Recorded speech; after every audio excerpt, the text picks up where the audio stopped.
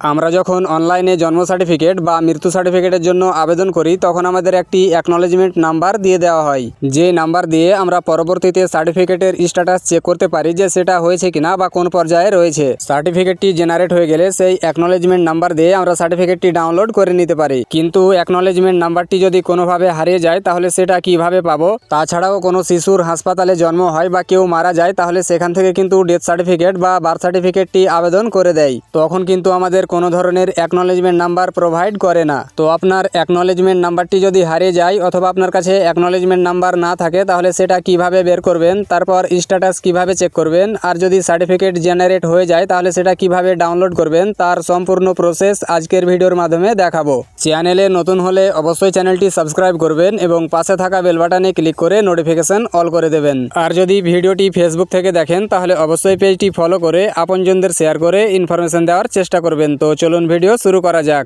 জন্ম সার্টিফিকেট বা মৃত্যু সার্টিফিকেটের অ্যাকনলেজমেন্ট নাম্বারটি খুঁজে পাওয়ার জন্য মোবাইল অথবা কম্পিউটারে যে কোনো একটি ব্রাউজারে সার্চ বারে এসে লিখবেন জন্ম মৃত্যু লিখে সার্চ করে দেবেন। সার্চ করতেই পরবর্তী এরকম একটি ইন্টারফেস চলে আসবে। এখানে প্রথমে দেখেন গভর্নমেন্ট অফ ওয়েস্ট বেঙ্গলের জন্ম মৃত্যু তথ্য .wb.gov.in সেটি প্রথমে চলে আসবে। আপনি এই প্রথম লিঙ্কে ক্লিক করবেন। ক্লিক করতেই পরবর্তী এরকম একটি ইন্টারফেস চলে আসবে। তো এখান থেকে ডান দিকে উপরের দিকে দেখেন সিটিজেন সার্ভিসেস বলে একটি অপশন রয়েছে, এখানে ক্লিক করবেন। এখানে তিনটি অপশন পাবেন, বার্থ, ডেথ এবং ফর্মস। মনে রাখবেন বার্থ সার্টিফিকেট এবং ডেথ সার্টিফিকেটের অ্যাকনলেজমেন্ট নাম্বার বের করা, স্ট্যাটাস চেক করা এবং সার্টিফিকেট ডাউনলোড করার প্রসেস কিন্তু একই রয়েছে। আপনি যদি ডেথ সার্টিফিকেটের অ্যাকনলেজমেন্ট নাম্বার বার করতে চান তাহলে ডেথে ক্লিক করবেন, আর যদি বার্থ সার্টিফিকেটের চান তাহলে বার্থে ক্লিক করবেন। আমি যেহেতু বার্থ সার্টিফিকেটের অ্যাকনলেজমেন্ট নাম্বার চাই তাই বার্থে ক্লিক করব। তারপর নিচের দিকে দেখেন নো ইওর অ্যাকনলেজমেন্ট বা সার্টিফিকেট নাম্বার, এখানে ক্লিক করব। ক্লিক করতেই পরবর্তী এরকম একটি ইন্টারফেস চলে আসবে। তো এখান থেকে উপরের দিকে দেখেন ইয়ার অফ বার্থ, তো কোন সালে শিশুটি জন্ম নিয়েছেন সেই সালটা এখান থেকে সিলেক্ট করবেন। তারপর বলছে মান্থ অফ বার্থ, তো কোন মাসে শিশুটি জন্মগ্রহণ করেছে সেই মাসটা এখান থেকে সিলেক্ট করবেন। তারপর বলছে বেবি নেম অ্যাটলিস্ট 3 ক্যারেক্টার, অর্থাৎ আপনি শিশুর যে নামটা রেখেছেন তার নামের প্রথম 3টি অক্ষর এই ঘরে বসাতে বলছে।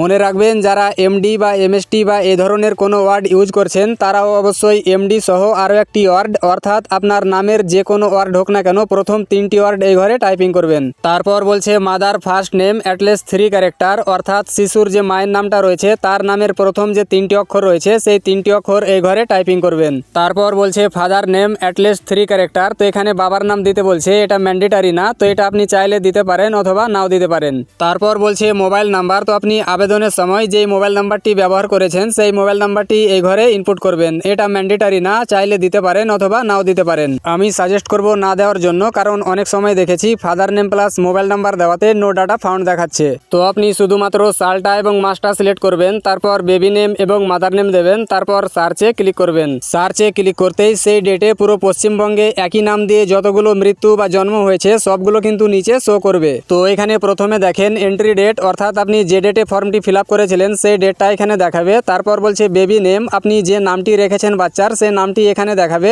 তারপর বলছে মাদার নেম, বাচ্চার মায়ের নাম যেটা রয়েছে সেটা এখানে দেখাবে। তারপর বলছে ফাদার্স নেম, বাচ্চার বাবার নাম যেটা রয়েছে সেটা এখানে দেখাবে। তারপর বলছে ডেট অফ বার্থ, বাচ্চার জন্ম তারিখ যেটা রয়েছে সেটা এখানে দেখাবে। তারপর বলছে প্লেস অফ বার্থ, যে হাসপাতালে জন্ম হয়েছে সেই হাসপাতালের নামটি এখানে দেখাবে। তারপর বলছে অ্যাকনলেজমেন্ট নাম্বার, তো যে অ্যাকনলেজমেন্ট নাম্বারটি হারিয়ে গেছে বা পাচ্ছেন না সেই অ্যাকনলেজমেন্ট নাম্বারটি এখানে শো করবে। তারপর বলছে সার্টিফিকেট নাম্বার, তো আপনার সার্টিফিকেটটি যদি জেনারেট হয়ে যায় বা অ্যাপ্রুভ হয়ে যায় তাহলে সার্টিফিকেট নাম্বারটি এখানে দেখাবে, আর যদি সার্টিফিকেটটি অ্যাপ্রুভ না হয় তাহলে এটা ব্ল্যাঙ্ক দেখাবে। তারপর বলছে মোবাইল নাম্বার, তো আপনার রেজিস্টার্ড মোবাইল নাম্বারটি ফার্স্ট 3টি এবং লাস্ট 3টি সংখ্যা এখানে দেখাবে। তারপর বলছে current status, digital signature attach, আপনার সার্টিফিকেটটি হয়ে গেলে ডিজিটাল সিগনেচার অ্যাটাচ দেখাবে। আর যদি সার্টিফিকেটটি না হয় তাহলে কি অবস্থাতে রয়েছে সেটা এখানে শো করবে। অথবা সার্টিফিকেটের স্ট্যাটাসটি চেক করার জন্য এখান থেকে যে অ্যাকনলেজমেন্ট নাম্বার রয়েছে সেটা এখান থেকে কপি করে নেব। কপি করার পর এখান থেকে পপ আপটি কেটে দেব। তারপর আবারও এখান থেকে সিটিজেন সার্ভিসেসে ক্লিক করব। তারপর বার্থে ক্লিক করে 3 নম্বরে দেখেন ট্র্যাক অ্যাপ্লিকেশন, এখানে ক্লিক করব। ক্লিক করতেই এরকম একটি পপ আপ চলে আসবে। এখানে বলছে অ্যাকনলেজমেন্ট নাম্বার, তো অ্যাকনলেজমেন্ট নাম্বারটি এই ঘরে ইনপুট করে দেব। তারপর বলছে ডেট অফ বার্থ, তো এখান থেকে ডেট অফ বার্থটি সিলেক্ট করব। তারপর সাবমিটে ক্লিক করে দেব। তো সাবমিটে ক্লিক করতে এখানে বলছে ডিজিটাল সিগনেচার অ্যাটাচ, অর্থাৎ আপনার সার্টিফিকেটটি জেনারেট বা অ্যাপ্রুভ হয়ে গেছে।